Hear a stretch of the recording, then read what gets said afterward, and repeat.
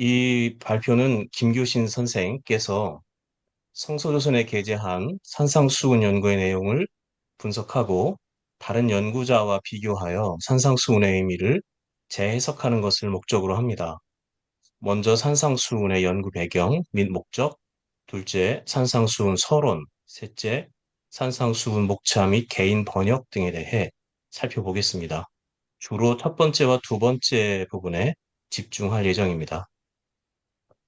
먼저 산상수훈 연구의 배경 및 목적에 대해 말씀드리겠습니다. 1927년 7월 김교신과 5명의 성서조선 연구회 동인들은 성서의 기초 위에 조선을 새롭게 하겠다는 일념으로 성서조선을 창간했습니다. 성서조선 창간의 정신은 성서조선 창간사에 잘 나타나 있습니다. 특히 성서조선의 이름풀이와 지필 방향에 대한 부분이 돋보입니다. 읽겠습니다. 다만 우리 마음속 전체를 차지하는 것은 조선이라는 두 글자이고 사랑하는 사람에게 보낼 제일 좋은 선물은 성서 한 권뿐이니 둘 중에 하나를 버릴 수 없어서 된 것이 그 이름이었다. 우리가 바라고 원하는 바는 성서조선을 통해 그녀에게 뜨거운 사랑의 순정을 정하고 지극한 정성이 담긴 선물을 드리는 것이다. 성서조선아, 너는 우선 이스라엘 집집으로 가라. 소위 기성신자의 손에 거치지 말라. 그리스도보다 사람을 예배하고 성서보다 회당을 중요시하는 사람의 집에서는 그 발의 먼지를 털지어다. 성서조선아, 너는 소위 그리스도 신자보다도 조선혼을 가진 조선 사람에게 가라. 시골로 가라. 산촌으로 가라. 거기에 나무꾼 한 사람을 위로함으로 너의 사명을 삼으라. 성서조선아, 내가 만일 그처럼 인내력을 가졌거든 너희 창간 일자 이후에 출생하는 조선인을 기다려 면담하라. 서로 의논하라. 동지를 한 세기 후에 기대한들 무엇을 한탄하겠는가. 이 창간사에서 김교신은 사랑하는 조선을 위해 드릴 가장 귀한 선물은 성서 한 권이니 이 둘을 하나로 하여 생긴 이름이 성서조선이라고 했습니다. 그리고는 성서조선을 통해 그녀 조선에게 뜨거운 사랑의 순정을 전하고 지극한 정성이 담긴 선물을 드리는 것을 목적으로 한다고 했습니다. 여기서 우리는 김교신이 조선을 위해 드릴 가장 귀한 선물로 성서를 언급한데 주목할 필요가 있습니다. 왜 성서를 가장 귀한 선물로 생각했을까요? 우리는 간혹 김교신을 생각할 때 기독교 신앙을 생활로 실천한 종교개혁가, 교사, 지리학자 정도로 여기곤 합니다. 그러나 그는 철저한 성서 연구자였습니다. 성서 연구를 통해 명예를 얻고 자존감을 세우기 위해서가 아니라 오히려 자신의 신앙의 문제를 해결하고 매일 살아갈 힘을 얻었습니다. 그에게 있어서 성서 연구는 하루를 살아가게 하는, 하루를 살아가게 하는 수미자, 생명의 떡을 얻는 통로였습니다. 그만큼 김교신은 성서를 중요하게 여겼으며 그만큼 성서를 조선 민족에게 선물로 주고 싶었습니다. 이후 김규신은 성서조선의 지필 방향을 다음과 같이 정하고 있습니다. 먼저 독자에 대해 말하고 있습니다. 기성교회 신자가 아닌 조선혼을 가진 조선 사람을 대상으로 한다고 선언하고 있습니다. 게다가 성서조선 창간 일자 이후 출생하는 조선인, 심지어 한 세기 후의 동지를 기대하고 있습니다. 이것은 정말 놀라운 것입니다. 대개 자신이 이 주변 또는 한 뭐 5년, 10년 정도도 사실 바라보지 못하는 경우가 대부분이거든요. 책을 낼 때. 그런데 100년 후에 동지를 기대하고 있다는 것은 정말 저는 이 글을 읽었을 때 많이 놀랐습니다. 두 번째, 그리스도보다 사람을 예배하거나 성서보다 회당을 중요시하지 않겠다고 합니다. 즉, 그리스도 중심, 성서 중심의 정신을 갖겠다고 합니다. 셋째, 시골과 산천에 사는 평범한 조선혼을 가진 조선 사람을 위로하는 내용을 담겠다고 합니다. 즉, 기성교회의 전통과 의식에 찌든 사람이 아닌 보통 조선 사람에게 참된 위로가 되는 복음을 전하겠다는 것입니다. 성서 속에 담긴 참된 위로인 그리스도로 인한 구원의 복음을 평범한 조선어로 조선의 성서조선에 담아 갈급한 조선 사람을 위로하겠다는 것입니다. 김교신은 성서조선 창간 이전은 물론 이후에도 꾸준히 성서를 읽으며 공부하여 소화된 내용을 성서조선에 정기적으로 게재하여 독자들에게 기쁨의 좋은 소식을 전하려고 애썼습니다. 김교신은 성서조선을 통해 성서연구의 목적을 다음과 같이 설명하고 있습니다. 성서연구의 목적에 대해 말씀드리겠습니다. 김교신이 이러한 뜻을 품고 성서 읽기와 성서 공부를 본격적으로 시도한 것이 바로 산상수훈 연구입니다. 자기 자신과 조선 백성이 겪고 있는 근본적인 문제를 해결하기 위해 성서를 공부한 것입니다. 이렇게 1931년 1월 1일부터 꼬박 1년여 동안 산상수훈 공부 결과를 발표하고 나서 김교신은 1932년 1월 1일 다시 성서연구회를 개시하면서 성서연구의 목적을 다음과 같이 되새기고 있습니다.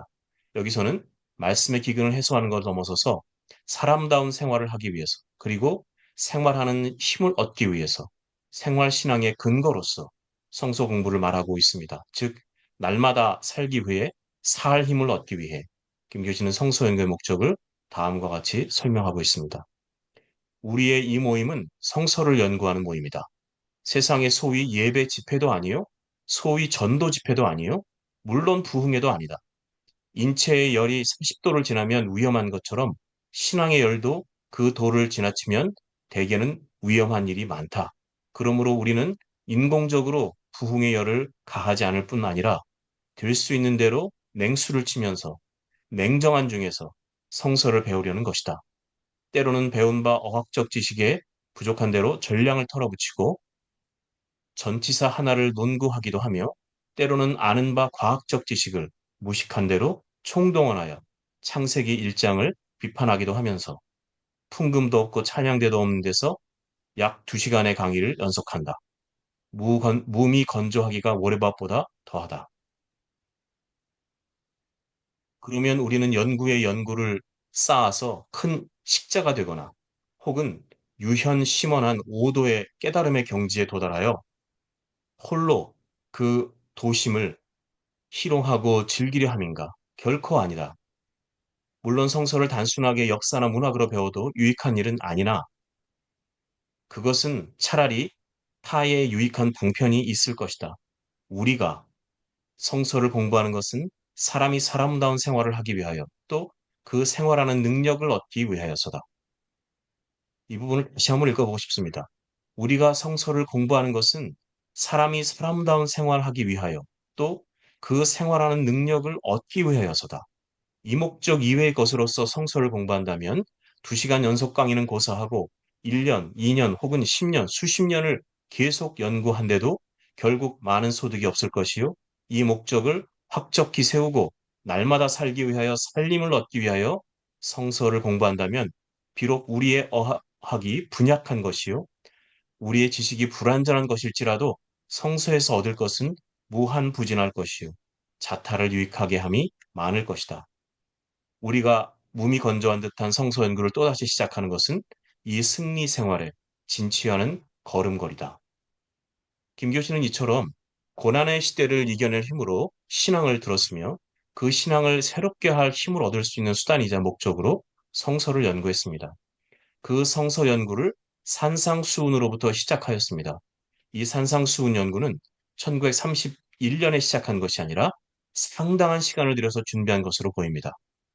왜냐하면 그 산상수훈 개인 번역이라고 할 수 있겠는데요. 그 이유가 성서의 신약은 그리스어, 헬라어, 즉 히라보로 되어 있어서 그 언어를 배우고 익혀서 개인 번역을 시도하는 데까지 상당한 시간이 걸리기 때문입니다. 성서조선 창간사에 의하면 김교신이 일본에 유학하던 시기에 김교신을 포함하여 성서조선 동인 6인이 성서조선 연구회를 만들고 영어, 독어, 히라버, 히브리어를 배우면서 성서를 공부했다고 합니다. 즉, 김교신은 학창 시절부터 성서 연구를 준비하고 실제로 성서조선을 발행하면서 꾸준히 성서 공부를 위해 어학 공부를 게을리 하지 않은 것으로 보입니다. 왜냐하면 성서조선을 창간한 1927년부터 4년이 흐른 1931년에 산상수훈 공부 결과를 게재할 때 산상수훈 개인 번역을 함께 제시했기 때문입니다. 웬만한 고전 학자가 아니고는 산상수훈을 번역하기가 쉽지 않습니다. 그런데 김교신은 한술 더 떠서 산상수훈 게재가 끝나는 바로 1932년 2월호부터 마태복음 전체 개인 번역을 시도하고 있습니다. 그의 성서 연구에 대한 열정은 여기서 끝나지 않습니다. 산상수훈 연구 계제가 끝나는 것과 함께 곧바로 1932년 3월로부터 성서의 대지, 창세기 대지, 마태복음 시역 등을 준비된 듯이 싣고 있습니다. 이렇게 연속되는 그의 성서 연구는 김교신 스스로 천명했듯이 살기 위하여, 살 힘을 얻기 위하여 수행되었습니다. 이렇게 진행된 성서 연구 결과를 1942년 3월에 일제에 의해 폐간될 때까지 성서조선의 거의 모든 호에 실었습니다. 성서조선에 실린 그의 성서 연구는 산상수훈 연구, 골로새서 강의, 데살로니가 전서 강의, 시편 강해 등이 있습니다. 이 중 산상수훈 연구는 단행본으로 발행하여 판매하기도 하였습니다. 데살로니가 전서 강의는 1942년 폐간으로 인해 여덟 번째 강의를 마지막으로 하여 미완의 상태로 남아 있습니다. 특히 1941년 3월부터 1942년 1월까지 10회에 걸쳐 신약성서 히라바 강좌 일본 분인데요. 일본어를 잘 읽지 못하겠습니다. 이견 안길이라는 분의 이 히라버 강좌를 연재하기도 했습니다. 그 이유는 바로 성서조선 독자들이 자신과 함께 신약 성서를 원어로 읽어 그 뜻을 분명히 함으로써 신앙의 본질을 밝게 알고 생활의 힘을 얻게 하기 위함일 것입니다. 이러한 성서 연구의 정신을 담아 김교신은 그 첫 번째 연구로 마태복음에 있는 산상수훈을 택했습니다. 다음으로 산상수훈 연구 동기 및 경과에 대해 말씀드리겠습니다. 김교신은 1930년 10월부터 1931년 9월까지 약 1년 정도에 걸쳐 성서연구회에서 성서 강의를 진행하면서 그 내용을 성서조선에 실었습니다. 김교신이 산상수훈을 1931년 1월부터 시작하여 32년 2월까지 1931년 5월호를 제외하고는 매호 성서조선에 게재하였습니다. 김교신은 유교의 배경에서 자라나서 도덕을 완성하겠다는 마음을 가지고 살아가다가 1920년 일본 유학 시절 청년 전도자의 말을 듣고 개종하게 되었습니다. 이 당시 김교신은 산상수훈을 도덕률로 알았다고 합니다. 그러나 그는 산상수훈을 공부하면서 또 우찌무라 간조의 강의를 들으면서 로마서 강의입니다. 자기 자신 안에 선한 것이 없음을 깨닫게 되고 그리스도를 통한 속죄의 신앙에 들어가게 되었습니다. 김교신은 산상수훈 연구를 진행할 때 벵겔, 마이어, 고대, 루터, 칼빈, 우찌무라 등 다양한 이 성서학자들의 참고서를 동원하였다고 합니다. 산상수훈 연구는 김교신의 짧은 공생애 중에 진행된 성서 연구 중 가장 깊이 있으며 김교신의 생애에 큰 영향을 주었다고 할 수 있겠습니다. 김교신의 산상 연구를 다양한 시각으로 조명할 필요가 있습니다. 여기서는 그가 쓴 글의 핵심을 다른 저자들과 비교하여 차이점과 주요 사항을 찾아보겠습니다. 이제 큰 두 번째로 산상수훈 서론에 대해 말씀드리겠습니다. 음, 산상수훈에 실린 서문인데요. 아까 말씀드렸던 것처럼 단행본으로 어, 만들었던 그 서문에 다음과 같은 글들이 실려 있습니다. 한번 같이 보겠습니다. 김규신은 성서조선 제24호 1931년 1월 1일부터 37호 32년 2월 1일까지 약 1년 2개월에 걸쳐 산상수훈 공부 결과를 실었습니다. 가히 끈질긴 노력의 결과입니다. 산상수훈 연재가 끝나고 5개월 후에 김교신은 산상수훈을 단행본으로 엮어 출판하였습니다. 그 책머리에는 다음과 같은 글을 싣고 있습니다. 성서조선지에 연재했던 것을 모아 여기 한 권으로 하고 산상수훈 전문에 개인 번역을 첨가한 위에 한글로 정정하였다. 산상수훈이라고 통칭하는 마태복음 제5, 6, 7장의 세 장은 복음서 중에서도 특히 현저하게 그리스도의 완전한 생명이 그대로 약동하는 주옥의 일련과 같은 부분이다. 거기에는 조직도 없고 가설도 없다. 다만 직절간명한 진리의 빛과 생명의 맥이 샘물같이 콸콸 흘러 마지 않는다. 그러므로 산상수훈을 읽음에 특수한 소질이나 비범한 체험이 필요 없다. 다만 헌연한 인간이면 가하고 만일 나다나엘 같은 순전한 조선 사람의 심장을 가진 사람이면 더욱 가하다. 마음이 청결한 자만이 진리를 감당할 수 있기 때문이다. 소위 기독교도의 그릇된 우월감과 특수한 신비적 체험을 물리치고 통상 인간의 입장에 서서 이 참사람의 말씀을 미해하려고 힘쓴 것뿐이다. 그러나 산상수훈은 본래 참으로 산자의 생명이 약동하는 운율이므로 그 문구를 잡아 아무리 자자국으로 해설할지라도 그 본문 이외의 것은 나올 것이 없다. 예로부터 이 부분의 성서 주석이 거의 다 사족의 감을 면치 못함은 이가 소위 글이 아니요 생명인 까닭이다. 그러므로 이 산상수훈 연구도 원천에 이르는 한 사다리가 되면 과분한 분수에 넘치는 복음인가 한다. 또 이 사다리로 인하여 신자보다도 미신자가 그리스도의 생명에 이르러 산상수훈 본문을 읽는 자 되기를 감히 기원하여 맞이하는 바이다. 위 머릿말에서 김 교수는 산상수훈의 근본적인 성격에 대해 설명하고 있습니다. 먼저 산상수훈은 현저하게 그리스도의 완전한 생명이 그대로 약동하는 주옥의 일련과 같은 부분이라고 규정하고 있습니다. 산상수훈 안에 그리스도의 완전한 생명이 살아 움직이고 있다고 말합니다. 즉 조직도 가설도 없이 진리의 빛과 생명의 맥이 샘물처럼 콸콸 흘러 넘친다고 얘기하고 있습니다. 둘째, 산상수훈은 특수한 소질이나 비범한 체험, 기독교도의 우월감이나 특수한 신비 체험 같은 것이 없어도 나다나엘 같은 순전한 조선 심장을 가진 사람이면 모두 다 읽을 수 있을 정도로 평범한 내용이라고 합니다. 셋째, 산상수는 그 자체로 산자의 생명에 약동하는 운율이라고 합니다. 따라서 아무리 훌륭한 주석이라도 본문 이외에 다른 것이 나오지 못한다고 얘기합니다. 왜냐하면 산상수훈은 그 자체로 글이 아니라 생명이기 때문입니다. 따라서 김교신은 스스로 이 산상수훈 연구의 의미를 원천에 이르는 사다리 정도로 겸손하게 생각하고 있습니다. 또한 이러한 사다리를 통해 신자보다는 미신자가 그리스도의 생명에 이르러서 산상수훈 본문을 손수 읽는 기회가 마련되기를 기도하고 있습니다. 또한 단행본으로 만들어진 산상수훈 연구를 소개하기 위해 성소조선 광고란에 다음과 같은 안내문이 실려 있습니다. 예수의 산상보훈을 해설하여 기독교의 근본 진리를 간명하게 알린 것이다. 당시 정가 1원이라고 얘기하고 있습니다.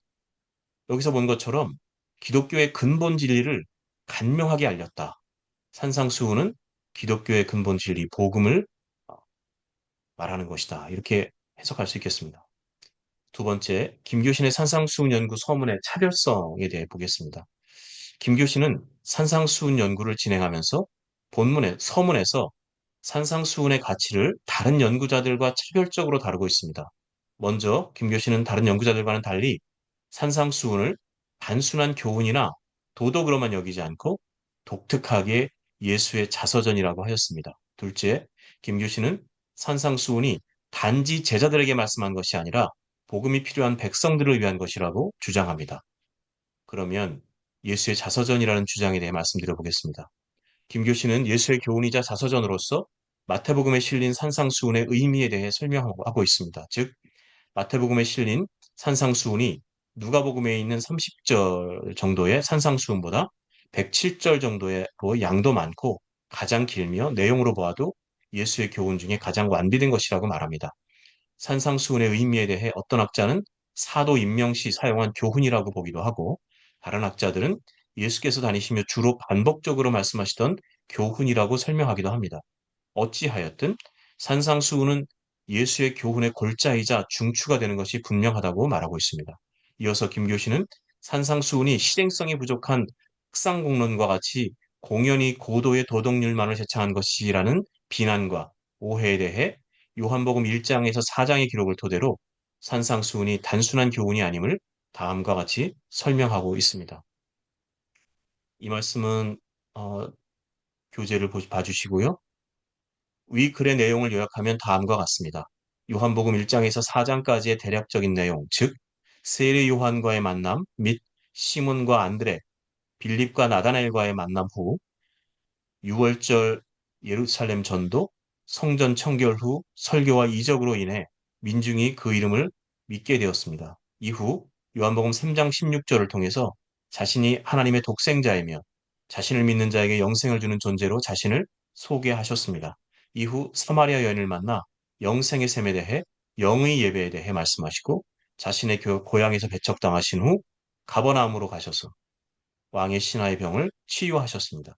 그리고 나서 갈릴리 전도가 시작되었고 이때에 산상수훈을 말씀하신 것으로 보입니다. 즉 예수께서는 단순히 명상과 경전 공부만을 통해 교훈을 말씀하신 것이 아니라 2번 이상 남방 유대를 방문하였고 예루살렘에서 당시 바리새인, 사두개인, 서기관, 제사장들과 접촉하면서 그들의 종교적 현황과 신조 등을 파악하고 그 자신이 도회지에서 실패한 전도의 경험 등을 토대로 용의 주도학의 교훈을 말씀하신 것으로 보입니다. 따라서 산상수훈은 서생의 이상론도 아니고 더더욱 일대 천재의 직감을 기술한 것도 아닌 예수 자신의 땀과 피로써 실험한 인생 기록이라고 김교신은 강변합니다. 따라서 김교신은 산상수훈을 예수의 자서전으로 볼 수 있다고 말합니다. 이러한 내용에 대해 김교신은 다음과 같이 설명합니다.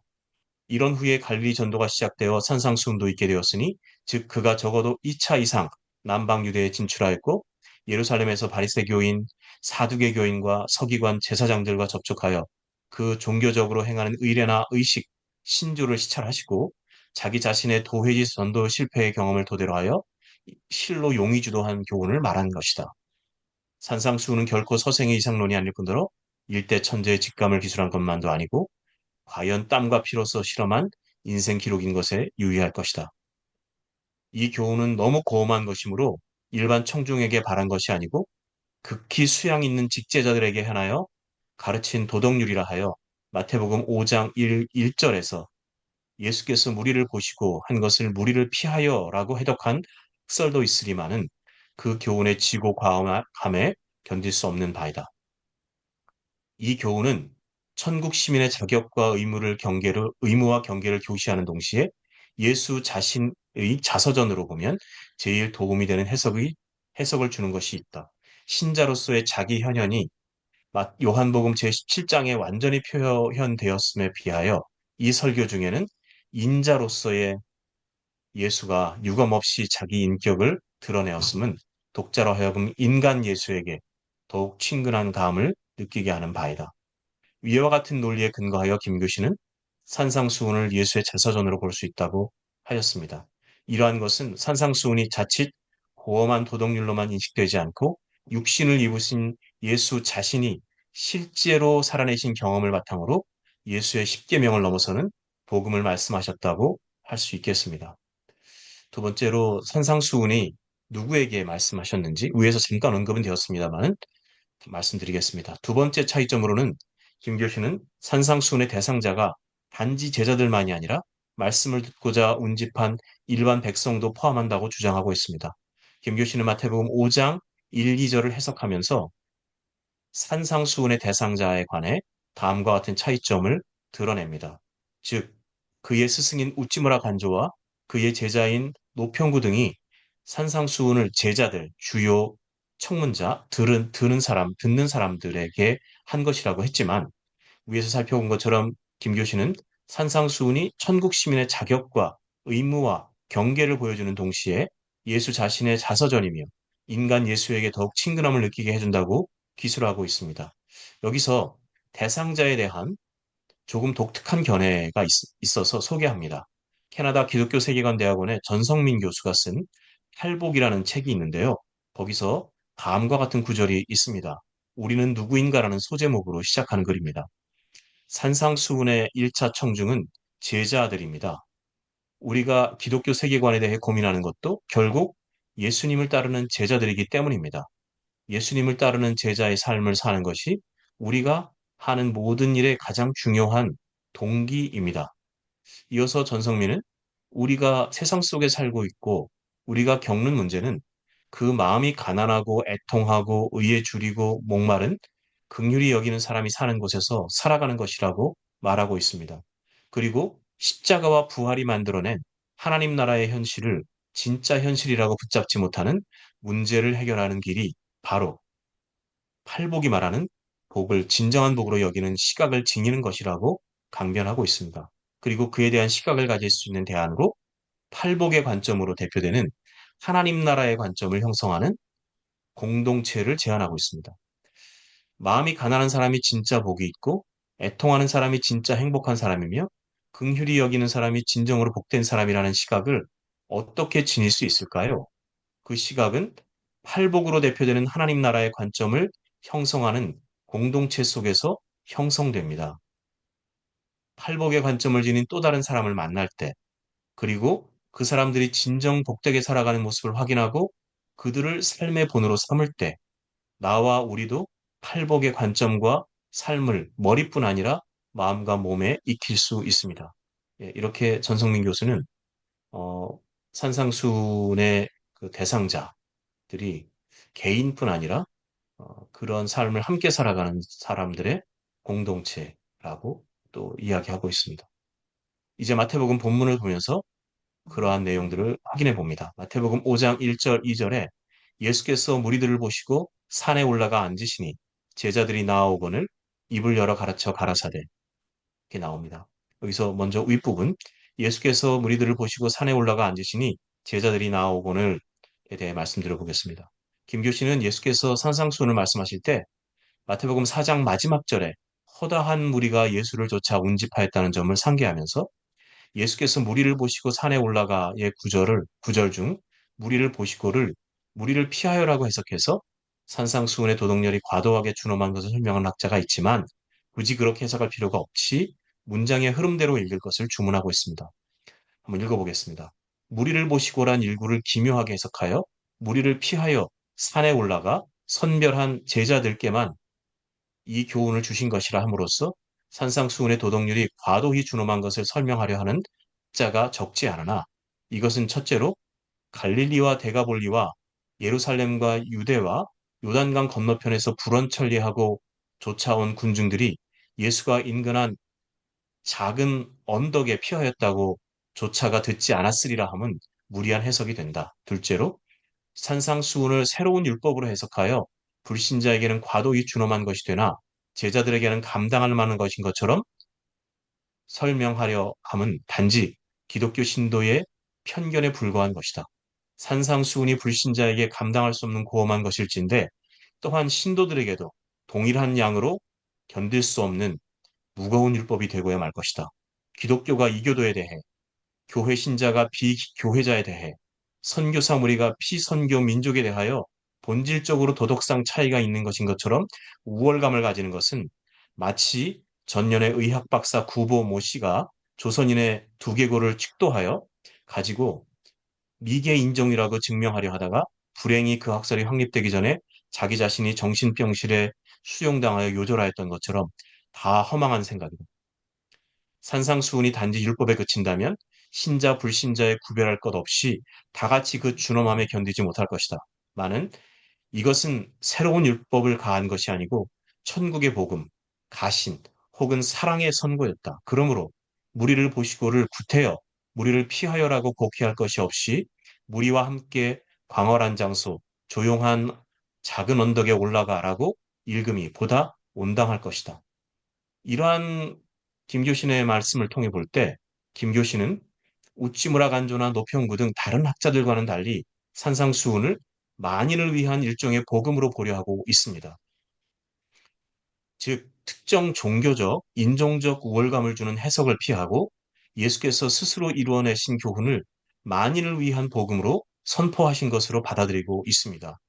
이것은 산상수훈이 일본이나 독일 등의 선진 제국의 시민이면서 기독교인들만의 교훈이 아닌 기독교 신앙을 가지고 있든지 그렇지 않든지 태어난 곳이 있든지 상관없이 일제시대 피압방 민족인 조선민족을 위한 복음이라는 것도 염두에 둔 것으로 해석할 수 있겠습니다. 또한 김교신은 산상수훈을 도덕률에 집중하기보다 위에서 보았던 것처럼 예수의 공생애의 삶을 부각시킴으로써 산상수훈 본문을 해석하고 있습니다. 바울 신학을 넘어선 구원자 예수를 통한 하나님 나라의 완성에 초점을 맞춘 매우 새로운 접근을 시도하고 있는 것입니다.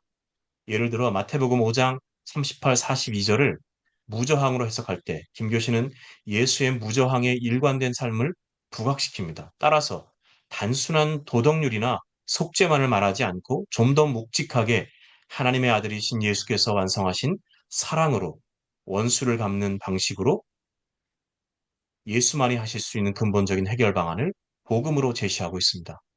그러므로 이 교훈을 충분히 납득하기 위해서는 예수 자신의 언행에 소급할 필요가 있다. 예수는 누구보다 무저항자였다. 내 환도를 도로 집에 꽂으라. 환도 쓰는 사람은 환도로 망하느니라 하여 최후의 위기에도 한 톨의 저항 없이 어린 양과 같은 일생을 마치신 이는 저 자신이었다. 이리하여 그리스도는 단지 소극적으로 무저항의 도덕교를 펼치신 것이 아니라 적극적으로 복수의 방향을 전환시켰다. 이덕보덕하고 이직보원의 정도가 아니라 원한 수구에 대하여 사랑으로서 복수하라 하신다. 아는 자는 알 것이다. 사랑으로서 갚는 복수보다 더 현저한 복수의 방법이 없는 것을. 예, 두 번째, 앉으셔서 입을 열어 그들에게 말씀하셨다에 대해서 말씀드리겠습니다. 이때 앉으셔서는 정식으로 가르치셨다는 것을 의미합니다.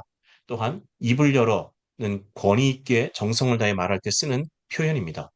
그리고 그들에게 말씀하셨다는 것은 3인칭 미완료 시대로서 말씀을 종종 가르치셨다라는 뜻이기도 합니다. 따라서 산상수훈은 예수께서 무리들을 정식으로 권위를 가지고 정성을 다해 자주 말씀하신 가르침의 골자였음을 의미합니다. 김교신, 우찌무라, 노평구 등의 의견을 종합하면 산상수훈은 예수의 자서전으로서 가르침의 핵심을 모은 것이라고 할 수 있습니다. 이것은 율법이나 도덕률이라기보다 궁극적인 복음이라고 할 수 있겠습니다.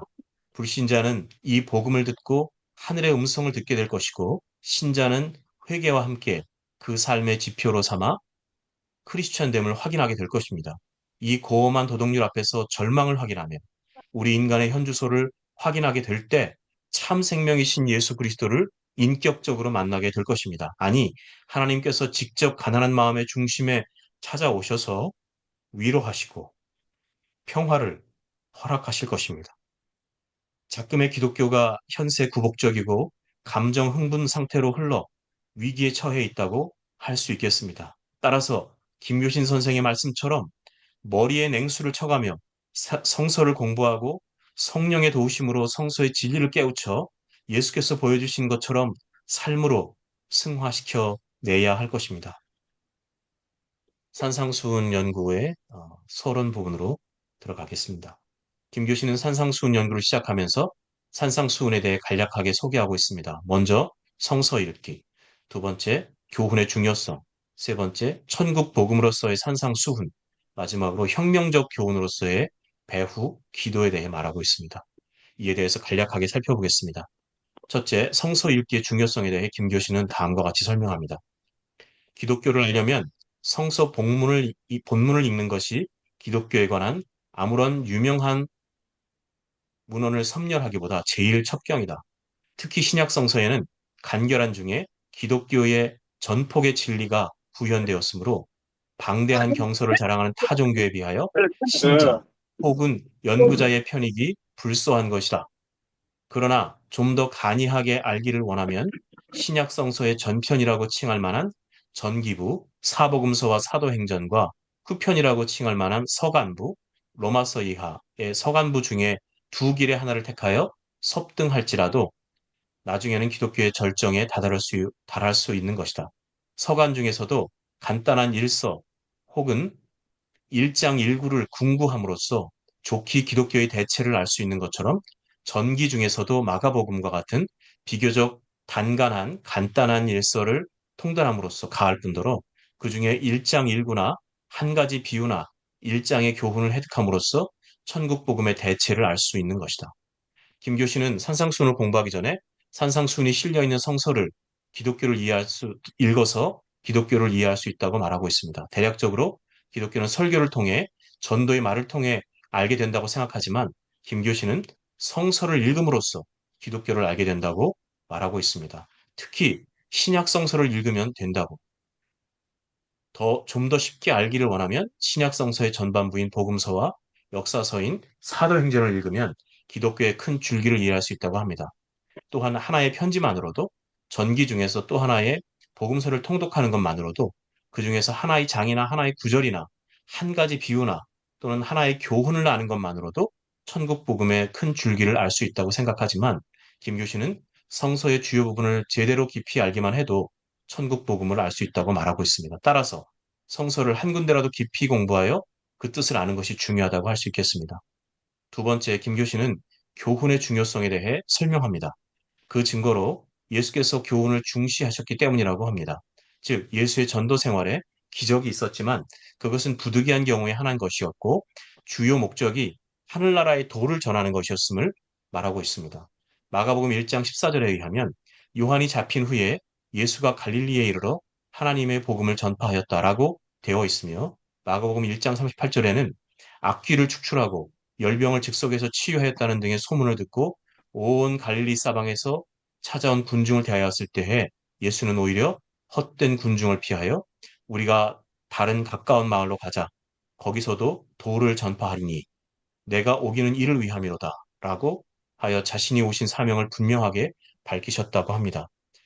또 예를 들어 5천 명에게 떡을 먹인 이적을 행한 후에 예수는 군중을 피하여 혼자 산으로 물러가셨고 가버나움까지 따라온 무리를 대하여 요한복음 6장 26절 27절에 진실로 너희에게 이르노니 너희가 나를 찾는 것은 이적을 본 까닭이 아니요 떡을 먹고 배부른 까닭이로다. 썩을 양식을 위하여 일하지 말고 영생하도록 있을 양식을 위하여 할지어다. 라고 하실 만큼 예수께서는 자신이 오신 목적이 단순히 떡을 주는 것이 아니라 영생하도록 있을 양식을 주는 것임을 분명히 했습니다. 김교신은 이렇게 군중의 욕구한 것과 예수가 주시는 것 사이에 천양지차가 있다고 설명합니다. 그러면서 교훈의 중요성을 다시 한번 강조합니다. 교훈을 공부함으로써 영생의 양식을 받을 수 있다고 합니다. 네, 셋째, 산상수훈의 명칭에 대해 살펴보겠습니다. 먼저 산상수훈의 명칭은 영어로 The Sermon on the Mount라고 하며 독일어로는 Die Bergpredigt라고 합니다. 산상수훈은 율법이나 훈계나 설교가 아닌 천국의 가신, 천국의 복음이라고 설명하고 있습니다. 이에 대한 김교신의 설명을 들어봅니다. 모세의 율법보다 더 완전한 율법이 아닌 것은 물론 훈계나 설교도 아니다. 이를 천국의 가신 혹은 천국의 복음이라 하는 것이 그 사랑의 선고인 내용을 전함에 상응한 명칭이 될 것이다. 이 가신을 전파한 장소는 산이라 하였으나 시나이 산과 같은 높고 험한 산이 아니었고 갈릴리 해변의 한 작은 언덕이었다. 산에 정관사가 붙어서 오로스라고 하였으니 예수께서 자주 기도하시던 장소인 것을 엿보아 알 수 있다. 이 작은 언덕에는 작은 새가 나무 사이에서 노래하고 백합화가 발 아래 만발하여 천국의 음신을 전파하기에 적합한 늦은 봄의 아름다운 경치였던 것도 산상수훈 중에서 살펴볼 만할 것이다. 이렇게 말했습니다. 넷째, 김교신은 산상수훈, 즉 혁명적 교훈을 말씀하시기 전에 기도하셨다는 것에 초점을 맞추고 있습니다. 단순한 교훈이 아닌 혁명적 복음을 말씀하시기 전 예수의 기도에 대해 김교신은 다음과 같이 설명합니다. 복스럽도다 마음이 가난한 자는으로 시작되는 첫 소리부터 산상수훈에는 코페르니쿠스의 지동설이나 칸트의 물과 심의 전환보다도 더 위대하게, 더 근본적으로 인생의 가치의 척도를 전도한 뒤집어버린 이 혁명적 교훈의 배후에는 간밤의 기도가 있었던 것이다. 이것이 예수의 교훈에 항상 권위가 있고 생명이 있어 학자의 설교와는 다른 바 있었던 까닭이다. 개벽 이래 최대의 교훈에 접할 때에 우리도 마땅히 기도로서 응수할 것이다. 은밀한 골방의 기도, 개인적 기도로서의 성령의 교통만이 이 천례의 복음을 획득하는 데에 최대 주석책이요. 또 유일의 열쇠되는 것을 명심하면서 본문에 들어갈 것이다. 예, 이렇게 김 교수는 산상수훈에 대한 다양한 의견들을 또 차별성을 이야기했습니다. 저는 여기서 예수의 기도에 초점이 많이 가 있다고 생각합니다. 하늘의 아버지의 아들인 예수마저도 그러한 겸손한 태도, 특히 기도에 집중하고 그리고 성령의 교통으로 어, 이 능력과 그리고 또 그 복음의 전도를 할 수 있었다 이렇게 생각합니다. 하물며 우리마저 이러한 복음을 전할 때 또는 접할 때 이 골방의 기도를 잊지 않아야 할 것이라고 생각합니다. 예, 산상수훈의 전반적인 목차 또 개인 번역에 대해 말씀드리겠습니다. 예, 전반적인 목차는 이렇게 팔복 5장 1절에서 12절 그리고 기독신자의 사명과 율법의 완성 5장 13절에서 48절 특히 여기에는 이제 땅의 소금 세상의 빛, 신구 도덕의 충돌, 그리고 간음과 이혼, 맹세하지 말라, 무저항, 너희 원수를 사랑하라. 굉장히 중요한 얘기들이 많이 들어 있습니다. 그리고 행위와 동기. 그래서 선행과 동기, 구제, 기도, 금식. 그래서 여기서 보면 대인관계, 대신관계, 그리고 자기 수양에 대한 얘기들이 동기가 선해야 한다는 얘기로 나오고 있습니다. 그리고 주기도 6장 9절에서 13절을 소개하고 있습니다. 그리고 기독신자의 처세 원리 6장 19절에서 7장 29절까지로 나오고 있습니다. 여기서 이제 특히 중요한 것은 김교신의 개인 번역입니다. 아까 제가 초두에도 말씀드린 것처럼 김교신은 산상순이 포함된 마태복음을 개인 자격으로 번역을 시도하였습니다. 당시까지 사용된 한국어 성경에 표현이나 뜻이 왜곡되어 있어서 이를 바로잡으면서 뜻을 분명하게 하기 위해 개인 번역을 시도한 것으로 보입니다. 1932년 산상수훈 게재를 완결하던 2월호부터 마태복음 개인 번역을 게재하였습니다. 산상수훈이 실린 마태복음 5장부터는 1932년 3월 제38호에 실려 있습니다.